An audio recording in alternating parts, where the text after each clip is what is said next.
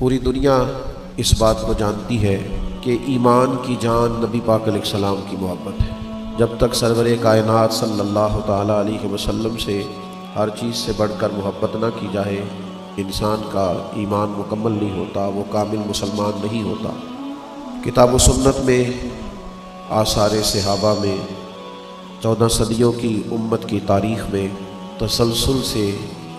یہ بات ہماری روایت ہے کہ ہر دور کے مسلمان نے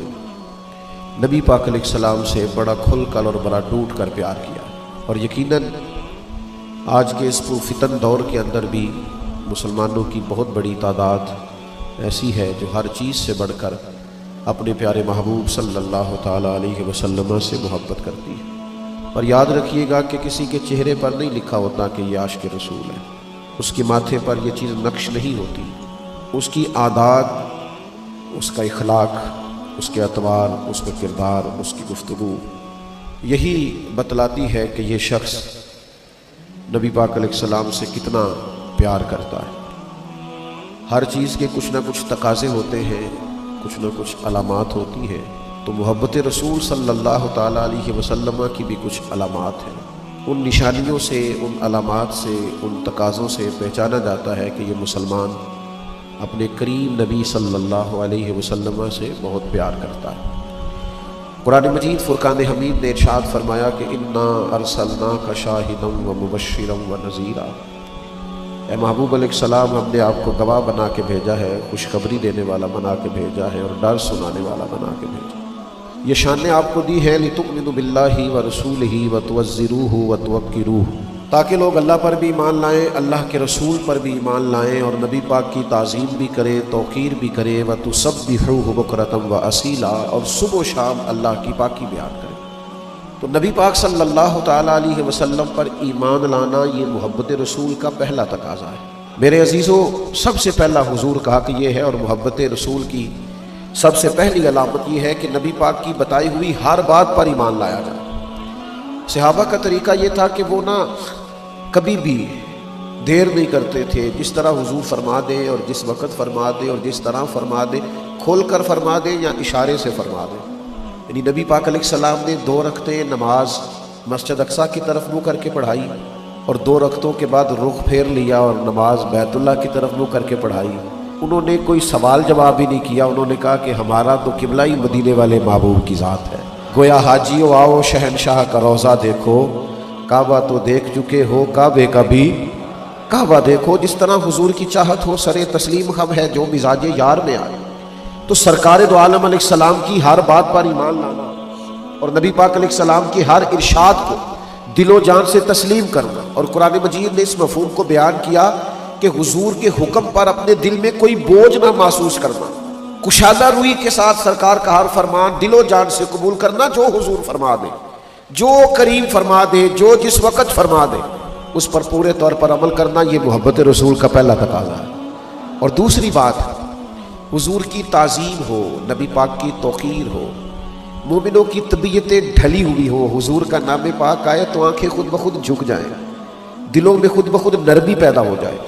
وجود پر کیف طاری ہو کہ محبوب کا ذکر خیر آیا۔ نبی پاک علیہ السلام کا تذکرہ کرتے وقت، حضور کی بات کرتے وقت، نبی پاک کی احادیث بیان کرتے وقت، سرور کائنات علیہ السلام کے نام کی بزم سجاتے وقت مومن انتہائی تعظیم اور توقیر کا خیال کرے۔ شاہ عبدالعزیز دباغ رحمۃ اللہ علیہ فرمایا کرتے تھے، میں تو نبی پاک کی محفل میں بھی اس طرح بیٹھتا ہوں جس طرح گویا حضور کے سامنے بیٹھا ہوا، اس لیے کہ حضور کی بات ہونے لگی ہے، نبی پاک کی حدیث کی بات ہونے لگی ہے، تعلیم کی بات ہونے لگی ہے، تعلیم کتاب و سنت کی بات ہونے لگی۔ تو تعظیم کے جذبات پورے طور پر، حضرت عمر ابن عاص رضی اللہ تعالیٰ عنہ صحابی رسول ہے، ہر صحابی بڑی عظمتوں والا، شانوں والا، برکتوں والا۔ حضرت عمر ابن عاص خود ایک بات ارشاد فرماتے ہیں، مسلم شریف میں موجود ہے، فرماتے ہیں لوگوں اگر تم مجھ سے کہو نا کہ حضور علیہ السلام کا حلیہ بیان کرو تو میں کریم کی بارگاہ میں رہا ہوں، صحبت اٹھائی ہے، قدمین میں بیٹھنے کا موقع ملا ہے، لیکن میں حضور کا حلیہ نہیں بیان کر سکتا۔ تم مجھے کہو کہ میں محبوب کے ابرو مبارک کی بات کروں، بھینی مبارک کی بات کروں، چہرہ ودھا کی بات کروں، تو میں حلیہ نہیں بیان کر سکتا، اس لیے کہ حلیہ تو وہ بیان کرے گا جس نے آنکھیں کھول کے پورے طور پہ زیارت کی ہوگی۔ تو ہم تو وہاں بیٹھتے تھے تو نظریں جھکا کر، ہم تو وہاں بیٹھتے تھے تو ذرا سمٹ سمٹ کر، ہم تو ذرا بیٹھتے تھے تو لہجے کا وضو کر کے، ہماری طبیعت نہیں تھی۔ آپ دیکھیے نا، خود نبی پاک علیہ السلام نے فرمایا مجھ سے سوال کرو، اور فرمایا سوال آدھا علم ہے، سوال پوچھنا چاہیے۔ آپ کے ذہن کے اندر کوئی سوال ہے شرعی، اس پر پوچھ لینا چاہیے، اس پر بات کر لینی چاہیے۔ نبی پاک علیہ السلام منبر پر ارشاد فرماتے کہ جس نے جو پوچھنا ہے پوچھے، لیکن حضرت مولا علی شیر خدا رضی اللہ تعالیٰ عنہ فرماتے میں نے بھی ایک سوال پوچھنا تھا، لیکن ہفتوں گزر گئے میں پوچھ نہیں سکا۔ ادب مانے تھا، طبیعت جرت نہیں کر پاتی تھی کہ کیسے حضور کی بارگاہ میں عرض کروں۔ میرا دل کرتا تھا کبھی کوئی اور آ جائے نا اور وہ والا مسئلہ پوچھ لے جو میں نے پوچھنا ہے، تو چلو اس کے پوچھنے سے میری تشنگی بھی دور ہو جائے گی۔ یہ آداب، یہ طور طریقے آج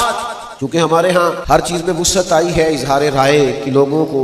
آزادی بھی ہے اور ذریعہ بھی پاس ہے سوشل میڈیا، تو بے باکی کے نام پر بعض اوقات کچھ لوگوں کے لفظوں کے اندر حسن نہیں رہا، ان کے جملے باوضو نہیں رہے، ان کی گفتگو میں وہ ٹھہراؤ نہیں رہا جو حضور کی بات کرتے ہوئے مومن کی شان ہے۔ نبی پاک کی تعظیم، حضور کی توقیر، رسول اللہ صلی اللہ تعالی علیہ وآلہ وسلم کی بارگاہ کے آداب، یعنی ایک تو وہ دور ہے نا کہ جب صحابہ ادب کر رہے ہیں، اور ایک یہ دور ہے کہ ایاز کے بیٹے کا نام محمد ہے اور محمود غزنوی محمد بن ایاز کہہ کے پکارتے ہیں۔ ایک شام پکارا اور کہا ایاز کے بیٹے ذرا بات سنما، تو ایاز عرض گزار ہوئے حضور غلام زادے سے کوئی خطا ہو گئی جو آج آپ نے صرف ایاز کا بیٹا کہا، محمد بن ایاز نہیں کہا، یہ کسی حدیث میں تو نہیں آیا تھا، یہ کسی نے فرمایا تو نہیں تھا، آثار صحابہ میں تو نہیں ملتا تھا، لیکن محبت کچھ فیصلے خود بھی کرتی ہے، ادب کچھ فیصلے خود بھی کرتا ہے۔ محمود غزنوی فرمانے لگے اگرچہ تیرے بیٹے کا نام حضور کے نام سے برکت لینے کے لیے محمد رکھا گیا ہے، لیکن میں نے پھر بھی کبھی اس کا نام بھی بغیر وضو کے اپنی زبان سے ادا نہیں کیا۔ میں محمد بن ایاز ہی کہنے لگا تھا، پھر میرا نا وضو نہیں تھا، پھر میری